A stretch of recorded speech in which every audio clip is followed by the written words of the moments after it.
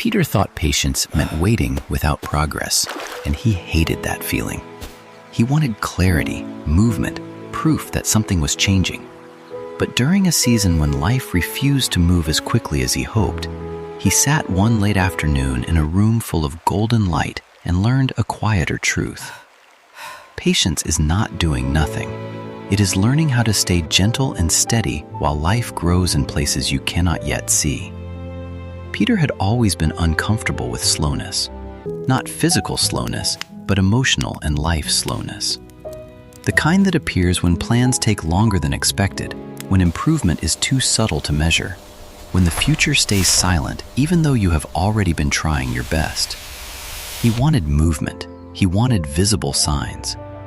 He wanted to know that his effort was not disappearing into empty air. But lately, much of his life seemed to be asking him to wait. Work was uncertain in ways he could not control. A personal goal he cared deeply about was developing more slowly than he imagined. Even his inner healing, which he had once thought would come in one clear breakthrough, was unfolding quietly and unevenly. Nothing was completely broken, but nothing was moving at the speed he wanted, and it was exhausting him. Because waiting becomes especially heavy when the heart keeps trying to pull tomorrow closer. One calm evening, Peter sat by the window with his notebook open and the room filled with soft amber light. The shadows of leaves moved faintly on the wall. Somewhere outside, a bicycle passed and the sound faded into the distance. He had spent the day checking things too often. His messages, his progress, his timeline in his head. Every time he looked, he found the same thing. Not enough yet. By sunset, he felt emotionally tired in a way that had little to do with work itself and everything to do with expectation. So he wrote, "Why is waiting so painful for me?" He held the pen a moment, then began. "Because I want certainty. Because I want proof that effort is working. Because I am afraid nothing is happening. Because I compare my timing to other people. Because slowness makes me feel forgotten." That last line surprised him with its honesty. Slowness makes me feel forgotten. It was not only the delay that hurt, it was the story delay awakened inside him. The fear that if life was moving slowly, maybe life had passed him by somehow. Maybe everyone else was being carried forward while he remained unnoticed at the edge of his own becoming. He turned the page. What if patience is not abandonment? He stared at the question for a long time. Then slowly he wrote, "Maybe something can be growing quietly. Maybe roots do not look dramatic. Maybe I am asking for visible proof too early. Maybe patience is staying soft while time does its work. Maybe progress is happening in forms I cannot measure yet." The room felt different after that, not because the waiting had ended, because the waiting had been reframed. Peter looked at the plant near the window. It had not changed dramatically from one day to the next, and yet, over weeks, new leaves had appeared without noise, without announcement, without proof anyone could witness in a single afternoon. Maybe much of life grows like that. Not in bursts that satisfy our impatience, but in quiet layers, under the surface, in roots before branches, in unseen strengthening before visible fruit.